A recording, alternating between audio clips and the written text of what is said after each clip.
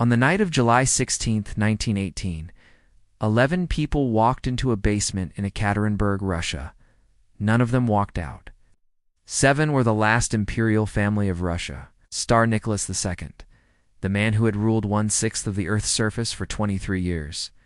His wife Alexandra, granddaughter of Queen Victoria of England. 4 daughters, Olga, Tatiana, Maria, Anastasia. 1 son, Alexei, 13 years old. Hemophiliac, the boy whose illness had quietly shaped the final decade of the Russian Empire. Alongside the family stood their personal physician, Dr. Eugene Botkin, and 3 household servants who had refused to leave even when leaving was still possible. For 5 months before that night, the family had been prisoners in a house their captors had named the House of Special Purpose. At midnight on July 16th, a knock came at the door. "Get dressed," they were told. "You are being moved for your safety. Anti-Bolshevik forces are approaching the city, and a car is waiting." No car was waiting. Downstairs in the basement, chairs had been arranged against the wall. Nicholas held Alexei, because the boy was too weak to stand for long.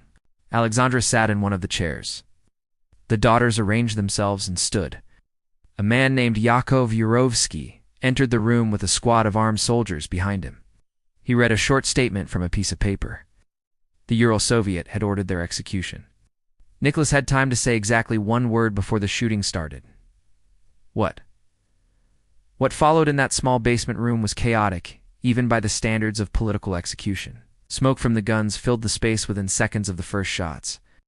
Several of the daughters did not fall from the initial volley, and investigators would later understand exactly why. Sewn into the girls' corsets, hidden during the months of imprisonment, were diamonds and precious stones the family had carried as emergency currency in case escape ever became possible. When bullets struck the stones, they deflected. 3 daughters were still alive after the first volley ended and had to be finished with bayonets and close-range shots. 20 minutes from the first shot to the last. After that came a truck, a forest clearing outside the city, and a place called Porosenkov. For 3 days after the execution, the killers attempted to erase what had happened. First came fire petrol poured over the bodies and lit in the forest dark. Human bone resists burning far more stubbornly than most people expect, and the fire was not enough to finish the job. Sulfuric acid came next, poured directly onto the faces to destroy any possibility of visual identification. When burning and acid had done what they could, the remains were divided. 9 were buried together in one shallow grave. 2 were burned more thoroughly and carried to a second location, approximately 70 meters from the first pit. Buried and left without any marker. Soviet silence then closed over all of it and held for 73 years. No records were released. No graves were acknowledged. No fate was confirmed. The Romanov family had simply disappeared. One man refused to accept that the silence would hold forever. Alexander Avdonin was a geologist who had been quietly searching for the grave since the 1970s. Working from fragments of witness testimony and historical records that had survived in private hands through the Soviet era, in 1979, he identified a possible location and began a cautious excavation. When bones appeared in the soil, he reburied them immediately and told no one outside his small circle. Reporting such a discovery in Soviet Russia carried serious risks, and Avdonin understood that clearly. 11 years passed before the political situation changed enough for him to come forward. In 1991, as the Soviet state began to dissolve, he reported what he had found, and an official excavation was finally authorized. 9 skeletons came out of the ground at Porosenkov, fragmented, burned in places, damaged by acid and by 7 decades of Russian winters. Present and identifiable, if the science was capable of reading what remained. In 1993, British forensic geneticist Dr. Peter Gill accepted the challenge at the Forensic Science Service in the United Kingdom. The bones were 73 years old, burned, acid-treated, and waterlogged through decades of freeze and thaw, which meant nuclear DNA. The standard tool of forensic identification was too degraded to produce usable sequences. Mitochondrial DNA was the only viable path forward. Unlike nuclear DNA, which sits in the cell nucleus, mitochondrial DNA is found in the mitochondria, the energy-producing structures present throughout every cell in the human body. Each cell contains hundreds to thousands of copies of mitochondrial DNA, and that redundancy allows it to survive conditions that destroy nuclear material entirely. More importantly for this case, mitochondrial DNA is inherited exclusively through the maternal line. Passed unchanged from a mother to every one of her children across generations. To confirm Alexandra's identity, Gill's team needed a living person connected to her through the unbroken maternal line. Prince Philip, Duke of Edinburgh, was Alexandra's grandnephew through exactly that line. His mitochondrial DNA was drawn, sequenced, and compared to the sequences extracted from the grave. The match was exact, and the probability of a random coincidence was vanishingly small. 5 of the 9 skeletons were confirmed as members of the Romanov family: Nicholas, Alexandra, and 3 of their daughters. Confirming Nicholas II hit an obstacle no one had anticipated. His skeletal DNA showed a phenomenon called heteroplasmy, a rare condition where a single individual carries 2 slightly different mitochondrial DNA variants simultaneously than their own cells, rather than the single uniform variant found in almost every human being. Some researchers immediately argued this meant the sample had been contaminated in the laboratory, and that the bones identified as Nicholas were not his at all. The Russian Orthodox Church cited the controversy as grounds to withhold formal acceptance of the identification. Official Russian government recognition stalled, and the debate became international, with academic papers published on both sides. The resolution came not from the laboratory, but from a living man. James Carnegie, Duke of Fife, was Nicholas II's grandnephew through the paternal line. His mitochondrial DNA was tested independently and showed the same heteroplasmy, identical variants, and identical proportions. The probability that a grave sample and a living Romanov descendant would independently carry the same rare, inherited trait by random chance was calculated at 1 in several billion. Heteroplasmy was confirmed as a genuine Romanov family characteristic, and Nicholas II's identification was established beyond scientific dispute. 4 of the 5 children were now confirmed, but 2 people from that basement were still unaccounted for. Lexi was not among the 9 skeletons. 1 daughter was not among them, and the fragmentary condition of the bones made it impossible to determine through physical evidence alone which daughter was missing. The question that had refused to die since 1918 remained open. In February 1920, 2 years after the execution, a woman was pulled from a canal in Berlin having attempted suicide. She carried no identification and refused to speak for weeks in the psychiatric hospital where she was taken. When she finally talked, what she said would shape the next 74 years. She claimed to be Anastasia Romanov, youngest daughter of the Tsar. Rescued from the basement by a sympathetic guard and smuggled across Europe under false identities to protect her from Bolshevik assassins. What made her claim difficult to dismiss was the detail she produced: accurate knowledge of palace routines. Private family nicknames, known only to insiders, the names of household servants, the precise layout of rooms in imperial residences.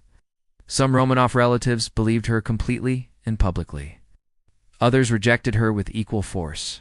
Grand Duke Ernst Ludwig, Alexandra's own brother, investigated personally and declared her a fraud. Courts in Germany examined her case across decades without reaching a conclusion. In 1968, she married an American historian and moved to Charlottesville, Virginia. In 1984, she died, still unconfirmed and still believed by millions of people who had grown up reading her story, watching the films made about her and hoping the youngest Romanov daughter had somehow escaped what had happened in that basement. A preserved hospital tissue sample ended the story in an afternoon. In 1994, researchers located a biopsy sample taken from Anna Anderson during a medical procedure at Martha Jefferson Hospital in Virginia in 1979, and archived in the hospital's pathology department. Mitochondrial DNA was extracted from the tissue and compared directly to Prince Philip's confirmed Romanov profile. A genuine Anastasia would have produced an exact sequence match. There was no match of any kind. No shared mitochondrial sequences connecting Anna Anderson to the Romanov maternal line anywhere in the comparison. Further DNA analysis suggested she was most likely Franziska Shanskowska, a Polish factory worker who had disappeared from Berlin at almost exactly the time Anna Anderson appeared.